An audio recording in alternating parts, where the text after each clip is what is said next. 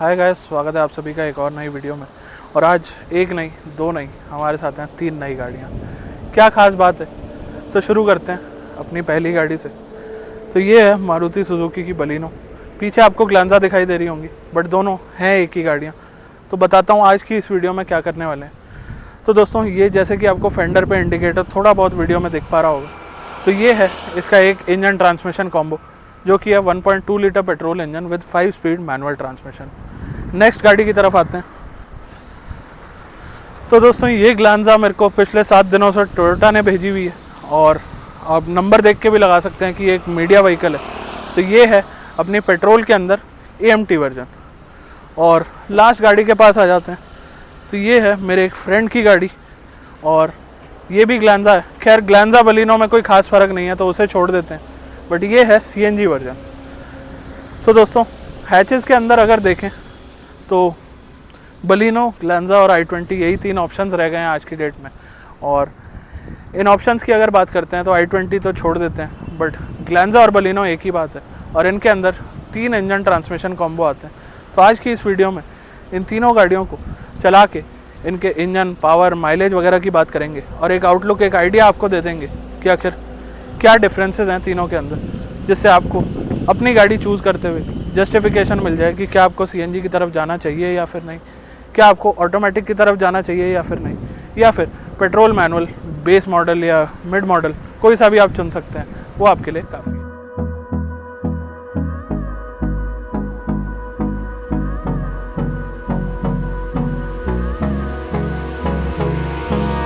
Hold me close till I get up. Time is barely on our side. I don't wanna waste what's left. The storms we chase are leading us, and love is all we'll ever trust. Yeah, no, I don't wanna waste what's left. तो दोस्तों, अब आ चुका हूँ अपनी पहली गाड़ी के अंदर, और पहली गाड़ी में लेके आया हूँ आपके लिए टोयोटा की ग्लांजा, जो कि अपने AMT ट्रांसमिशन के अंदर है। सोचा सबसे पहले सबसे टॉप वेरिएंट से शुरू करते हैं, और टॉप एंड वेरिएंट हमारे पास सिर्फ यही है। बाकी दोनों गाड़ियाँ अलग अलग वेरिएंट्स हैं। तो ऑल्दो इस वीडियो के अंदर कोई वेरिएंट्स की बात नहीं होने वाली है, कोई फीचर्स की बात नहीं होने वाली है। मेजर जो बात रहने वाली है वो रहने वाली है अपने इंजन की, अपने ट्रांसमिशन की, माइलेज की, क्या प्रोज एंड कॉन्स हैं हर इंजन ट्रांसमिशन के। और एंड में आपको वर्डिक्ट भी दूंगा कि आपको कौन सी कंसिडर करनी चाहिए तीनों ऑप्शंस के अंदर। तो सबसे पहले अगर बात करते हैं, तो पहले मैंने AMT क्यों चुना है चलाने के लिए, ये भी आपको बता देता हूँ।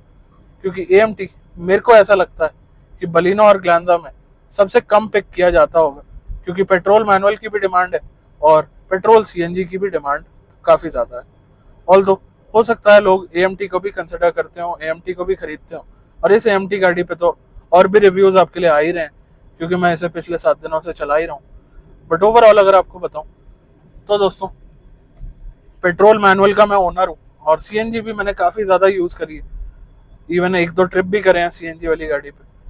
तो उस हिसाब से अगर आपको बताऊँ तो ये आपको कहीं ना कहीं लीस्ट पावरफुल लगेगी तीनों में, अगर कंसिडर करते हैं पेट्रोल मैनुअल को, पेट्रोल AMT को और पेट्रोल CNG को, क्योंकि ये गियर बॉक्स कहीं ना कहीं पावर को लिमिट करता हुआ आपको ज़रूर दिखाई देगा। उसके अलावा अगर बात करते हैं तो माइलेज ये आपको अच्छी निकाल देगा, अगर आप उतने ज़्यादा बढ़िया से गाड़ी चलाना नहीं जानते हैं और प्यार से गाड़ी चलाएंगे तो माइलेज निकल आएगी, क्योंकि इसमें गियर वगैरह आपको बदलने की ज़रूरत नहीं है, और ना ही RPM वगैरह आपको इतने ज़्यादा देखने की ज़रूरत है।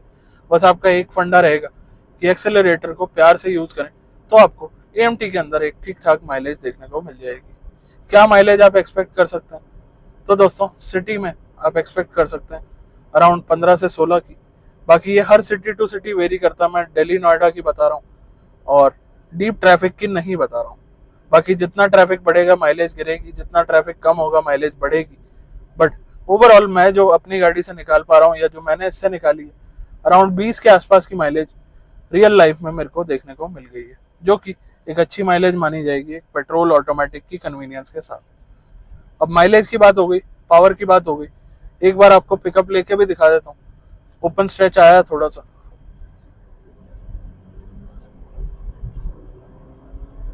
तो यहाँ पे आप देख सकते हैं पिकअप लेने में कोई खास दिक्कत नहीं करती है ये गाड़ी। गियर थोड़े से डाउन शिफ्ट हो जाते हैं, बट NVH लेवल्स की भी बात करूँ तो NVH लेवल्स भी आपको इसी में सबसे ज़्यादा जाते दिखाई देंगे। ओवरऑल अगर बात करते हैं तो AMT सिर्फ उनके लिए पिक रहने वाली है जो सिटी के अंदर बहुत ही ज़्यादा ट्रैवल करते हैं और जिन्हें एक CNG गाड़ी वाली माइलेज नहीं चाहिए, उनकी रनिंग उतनी ज़्यादा नहीं है। पॉइंट A टू पॉइंट भी जाना है बट फुल ऑफ ट्रैफिक में जाना है तो क्लच ना होने की कन्वीनियंस तो कहीं ना कहीं आपके काम आने ही वाली है। और ओवरऑल अगर बात करता हूँ तो पेट्रोल AMT एक ठीक ठाक पिक है, इसे मैं बेस्ट ऑफ द लॉट नहीं बोलूँगा। अब चलते हैं अपने नेक्स्ट कार की तरफ जो कि प्रोबेबली मैं चुनने वाला हूँ पेट्रोल मैनुअल को, क्योंकि पेट्रोल पहले चला लेते हैं, फिर अगर CNG को चलाएंगे तो एक बेटर आइडिया और बेटर वर्डिक्ट आपको दे पाऊंगा। ओवरऑल अगर बात करते हैं तो 50 से 60 हज़ार रुपये चार्ज करते हैं मारुति और टोयोटा इस AMT ट्रांसमिशन के, और उस 50-60 हज़ार में आपको कन्वीनियंस तो मिल जाएगी बट गियर शिफ्ट्स वगैरह यहाँ पे ज़रूर फील होते हैं, पावर भी आपको कम फील होती है। बाकी आप टेस्ट ड्राइव करके देखें और अपने हिसाब से डिसाइड करें कि आपको क्या चाहिए और क्या नहीं। चलिए अब चलते हैं नेक्स्ट कार की तरफ। तो अब दोस्तों सेकंड कार और सेकंड इंजन ट्रांसमिशन कॉम्बो जो कि मेरे हिसाब से काफ़ी ज़्यादा बिकता होगा। हर एक की रनिंग उतनी ज़्यादा नहीं होती कि उन्हें माइलेज चाहिए, प्लस बेस मॉडल को कस्टमाइज़ कराने वाले काफ़ी लोग होते हैं और हर एक की ट्रैवलिंग उतनी ज़्यादा सिटी में नहीं होती और हर कोई ना ऑटोमेटिक को पसंद करता है और ना अफोर्ड कर पाता, तो उनके लिए आ जाता है ये अपना पेट्रोल मैनुअल कॉम्बो। अब इंटीरियर आपको थोड़ा चेंज दिखाई दे रहा होगा क्योंकि ये बलिनो है, बट बात एक ही है, गंगाधर ही शक्तिमान है और शक्तिमान ही गंगाधर है। तो यहाँ आप देखेंगे ये रहा अपना मैनुअल ट्रांसमिशन और ये कस्टमाइज कराया हुआ बेस मॉडल है, बट मॉडल का उतना ज़्यादा लेना देना है नहीं। तो दोस्तों ये वो गाड़ी है जिसमें आपको सबसे ज़्यादा पावर फील होगी और कहीं ना कहीं सबसे कम माइलेज मिलेगी। अब पावर और माइलेज हैंड इन हैंड चलते हैं तो इस गाड़ी के अंदर ऐसा ही है। बट ओवरऑल अगर आपको बताऊं तो फन टू ड्राइव के हिसाब से देखें, एक हैच स्पोर्टी होती है, तो कहीं ना कहीं उस हिसाब से आपको अगर बताऊं तो मेरे हिसाब से बेस्ट कार तो यही रहने वाली है और इसीलिए मैंने इस गाड़ी को चुना है। बट स्टिल और पॉइंट्स की बात कर लेते हैं। तो माइलेज की अगर मैं बात करूं तो दोस्तों ये गाड़ी भी 18-20 की माइलेज निकाल देती है और ट्रैफिक में माइलेज गिरती जाती है। मिनिमम माइलेज जो इस गाड़ी से मैंने पिछले कुछ महीनों में निकाली है वो है अराउंड 14.5 की। बाकी मेरा रन और आपका रन डेफिनेटली मैच नहीं करने वाला है, टाइमिंग्स अलग होते हैं, लोकेशंस अलग होती हैं, बट स्टिल अगर उस हिसाब से बात करी जाए तो मैं अपनी गाड़ी की माइलेज से सेटिस्फाई हूँ, पावर से मोर देन सेटिस्फाइड हूँ। आज मैंने दोनों ही ऑप्शन साथ के साथ चला लिए हैं तो मुझे लगता है कि मैंने सही चीज़ चुनी है। अब पावर और माइलेज से अलग अगर बात करें तो दोस्तों इसके NVH लेवल्स भी कंट्रोल्ड रहते हैं, बट उसका लेना देना इंजन वगैरह से कुछ नहीं है, उसका लेना देना है ट्रांसमिशन से। इसे अगर हमें हार्ड पुल भी करना है तो ज़रूरी नहीं है कि हमें गाड़ी को 5 या 6,000 RPM तक ले जाना है। हार्ड पुल में हम 4,000 RPM पे भी गियर चेंज कर सकते हैं और फास्ट निकल सकते हैं। बाकी एक बार सेम जगह पे आ गया हूँ, सेम कट पे आ गया हूँ तो आपको स्पीड करके भी दिखा दूंगा कि क्या रिस्पॉन्स रहता है। बाकी अगर आगे आप देखेंगे तो ये जो बलिनो जा रही है ये भी अगेन बेस मॉडल है और कस्टमाइज किया गया है, तो ये आपको काफ़ी सारी गाड़ियाँ ऐसे कस्टमाइज होती दिखाई दे जाएंगी मार्केट के अंदर। बाकी अब मैं पुल कर रहा हूँ, जैसे आप देखेंगे मेरी गाड़ी 3rd गियर के अंदर है और 3,500 RPM, 4,000 RPM, 4,500 RPM। तो दोस्तों इंजन की वाइब्रेशन वगैरह कोई खास नहीं है, इंजन काफ़ी ज़्यादा रिफाइंड है और लगभग 100 की स्पीड पे मैं आ चुका हूँ। तो दोस्तों पेट्रोल मैनुअल के अंदर आपको थोड़ा सा क्लच वगैरह तो दबाना पड़ेगा अगर AMT से कंपेयर करते हैं, बट कहीं ना कहीं फन काफ़ी ज़्यादा मिलेगा और एक ऑप्शन बढ़ जाएगा आपको बेस वेरिएंट का, क्योंकि AMT के अंदर आपको बेस वेरिएंट का ऑप्शन देखने को नहीं मिलता है और जो बेस +1 वाला वेरिएंट है वो उतना ज़्यादा वैल्यू फॉर मनी नहीं है। बाकी सबकी अपनी चॉइस होती है, सबकी अपनी रिक्वायरमेंट्स होती है, तो मेरे हिसाब से petrol manual go to peak रहने वाली है अगर आपकी रनिंग 1000 किलोमीटर से कम है मंथली। बाकी ओवरऑल आपकी क्या थॉट्स हैं इन पेट्रोल मैनुअल और AMT को लेके अभी तक, ज़रूर लिखिएगा कमेंट्स में। अब हम चलते हैं अपनी तीसरी गाड़ी की तरफ जो कि है पेट्रोल + CNG, और ऑब्वियसली CNG गाड़ियाँ ऑटोमेटिक में नहीं आती हैं तो वहाँ अगेन आ जाएगी मैनुअल। अब दोस्तों अपना थर्ड, फाइनल और लास्ट जो इंजन ट्रांसमिशन कॉम्बो है वो आपके लिए लेके आ गया हूँ और ये है बायोफ्यूल ऑप्शन। यहाँ पे आपको CNG की बैजिंग देखने को मिल रही होगी और आपको वर्डिक्ट के टाइम दिखा भी दूंगा बूट में CNG सिलेंडर और ओवरऑल आपको डिफरेंसेस फील हो रहे होंगे क्योंकि ये बेस मतलब टॉप से नीचे वाला वेरिएंट है। खैर वेरिएंट की बात दोबारा उठा दी मैंने। वेरिएंट की बात अगर छोड़ते हैं हम, तो ओवरऑल इसके अंदर क्या डिफरेंसेस फील हो रहे हैं पेट्रोल मैनुअल से अगर बात करते हैं, क्योंकि ऑटोमेटिक से तो क्या ही कंपेयर करना है इसे, बट स्टिल फिर भी आपको सभी चीज़ें एक बार बता देता हूँ। तो दोस्तों इस गाड़ी को सबसे पहले तो वो लोग कंसिडर करें जिनकी रनिंग काफ़ी ज़्यादा हाई है, क्योंकि अगर आपकी रनिंग ज़्यादा होगी तो आप कॉस्ट को और बेटर तरीके से जस्टिफाई कर पाएंगे और अपने जो सीएनजी के एक्स्ट्रा पैसे दिए उसे कहीं ना कहीं जस्टिफाई कर पाएंगे। उसके बाद अगर बात करते हैं तो दोस्तों सीएनजी चुनने में आपको वेरिएंट्स के ऑप्शन और कम हो जाते हैं। आपको सिर्फ 2 ही वेरिएंट्स में सीएनजी देखने को मिलती है। बाकी ये जो सीट बेल्ट का अलार्म आपको आ रहा था, तो दोस्तों गाड़ी में सभी बैठे पैसेंजर्स ने सीट बेल्ट लगा ली है, बट यहाँ अगर आप देखेंगे तो गाड़ी बिल्कुल ब्रांड न्यू है, अभी पन्नी भी नहीं उतरी है गाड़ी से। और अब ये बलिनो ग्लैंजा के अंदर आपको कॉन्टिन्यूस अलार्म देखने को मिलते हैं, चाहे कोई सीट बेल्ट लगाए या ना लगाए। ये थोड़ी सी गलत बात मेरे को लगी। खैर उस चीज़ को अगर छोड़ते हैं तो उसके अलावा आ जाते हैं माइलेज पे।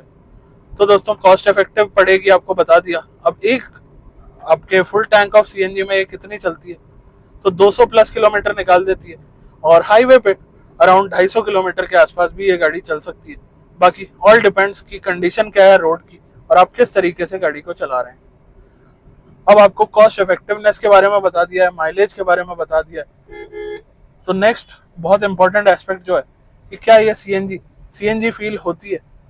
तो दोस्तों इसमें एक बहुत बड़ा पॉइंट ये है कि फैक्ट्री फिटेड सीएनजी है, तो एज सच मैं ये नहीं बोलूँगा कि कोई कमी फील हो रही है या कोई दिक्कत है इस गाड़ी को चलाने में। बट ओवरऑल अगर बात करते हैं तो क्योंकि मैं एक पेट्रोल मैनुअल गाड़ी का ओनर हूँ, तो यहाँ पे मेरे को सीएनजी में कहीं ना कहीं एक पावर कम फील हो रही है और ऐसा लग रहा है कि यार सेम गाड़ी जो मैं चलाता हूँ उसे पुल करने में थोड़ा सा टाइम और लग रहा है। अब दोस्तों लिक्विड फ्यूल और गैस फ्यूल में थोड़ा बहुत डिफ्रेंसिएशन आ जाता है, बट ऐसा नहीं है कि ये गाड़ी आपको किसी भी तरह से परेशान करेगी। तो उसके बाद अगर आपको वर्डिक्ट दूं तो दोस्तों कहीं ना कहीं ये जो सीएनजी वाला ऑप्शन है ये थोड़ा सा अंडर पावर्ड तो आपको लगेगा। इसकी पावर फिगर्स भी कम है अगर हम कंपेयर करते हैं पेट्रोल वाले ऑप्शन से, बट ऐसा नहीं है कि किसी भी तरह से ये परेशान कर रहा है। और माइलेज के लिए अगर आपको थोड़ी बहुत कम पावर देखने को मिलती भी है तो मुझे नहीं लगता कि आपको या किसी को भी माइंड करना चाहिए। इसमें भी आपके आरपीएम ज़्यादा जाएंगे अगर आपको एकदम से स्पीड अटेन करनी है या अचीव करनी है, तो कहीं ना कहीं आपको थोड़े से नॉइज़ वाइब्रेशन वगैरह ज़्यादा फील होंगे। ऑल्दो ये अगेन प्योरली डिपेंड करता है आप गाड़ी चलाते कैसे हैं। बाकी अब चलते हैं अपने वर्डिक्ट की तरफ और वहाँ बताते हैं आपको बाकी चीज़ें। तो दोस्तों देखा आपने, मैंने तीनों ही engine, transmission option, fuel option, सारे ऑप्शन चला के दिखा दिए आपको। अब इस वीडियो के बाद आई डोंट थिंक कि आपको बलिनो और ग्लैंजा लेने में कोई कन्फ्यूजन बचने वाला है। स्टिल अगर बचता है तो कमेंट सेक्शन खुला है, वहाँ पे आप पूछ सकते हैं। पहला ऑप्शन जो चलाया था, अगर क्लोज लुक पे आएंगे तो ये था पेट्रोल मैनुअल, और मेरे हिसाब से ये विनर है, ये बेस्ट है और ये मेरी गाड़ी है, तो मैं इसीलिए भी इसे विनर बनाऊँगा ही। कहीं ना कहीं एक वो बायसनेस आ ही जाती है, बट पावर के मामले में इन दोनों गाड़ियों से कहीं ना कहीं इसमें ज़्यादा पावर फील होती है। माइलेज कहीं ना कहीं डेंट मारती है, बट यहाँ आ जाते हैं सेकंड कार की तरफ जो कि है AMT। तो यहाँ पे कन्वीनियंस अगर आपका प्राइमरी फैक्टर है तो आपको AMT की तरफ चले जाना चाहिए। और अगर आपकी रनिंग सिटी में बहुत ज़्यादा है तो दोस्तों कितना ही मैनुअल चला लें, कहीं ना कहीं वो क्लच परेशान करता ही है, तो भी आपको AMT की तरफ जाना चाहिए। अब आ जाते हैं अपनी तीसरी गाड़ी की तरफ जो कि है दोस्तों CNG। अब CNG वाली गाड़ी में तभी जाना चाहिए जब उतनी रनिंग हो और कॉस्ट को आप जस्टिफाई कर पाएँ, क्योंकि 90-95 हज़ार फालतू लगते हैं अगर आप कॉरस्पॉन्डिंग वेरिएंट CNG में ख़रीदते हैं। यहाँ CNG की बैजिंग आप देख सकते हैं, और बूट अभी तक नहीं दिखाया था तो यहाँ दिखा देता हूँ। तो ये CNG सिलेंडर कुछ इस तरीके से फिट किया गया है और यहाँ पे आपको स्टेपनी देखने को मिल जाती है। ओवरऑल इसमें बूट स्पेस की अगर बात करें तो कोई बहुत ज़्यादा खास नहीं बचती है। तो हाईवे ट्रैवलिंग के हिसाब से भी कहीं ना कहीं 4 लोग बैठा के अगर आप जाएंगे तो इसमें बूट स्पेस की कमी आपको लगने वाली है। बट ओवरऑल अगर बात करते हैं तो दोस्तों तीनों ही गाड़ियाँ एक डिफरेंट पर्पस से बनाई गई हैं, एक डिफरेंट सेट ऑफ बायर्स के लिए बनाई गई हैं। बट ओवरऑल चुनना आप ही को पड़ेगा। मैंने तो यहाँ पे चला के बता दिया, आप अपने थॉट्स लिखिए कमेंट्स में। मिलता हूँ बहुत जल्द एक नई वीडियो के साथ, तब तक के लिए धन्यवाद।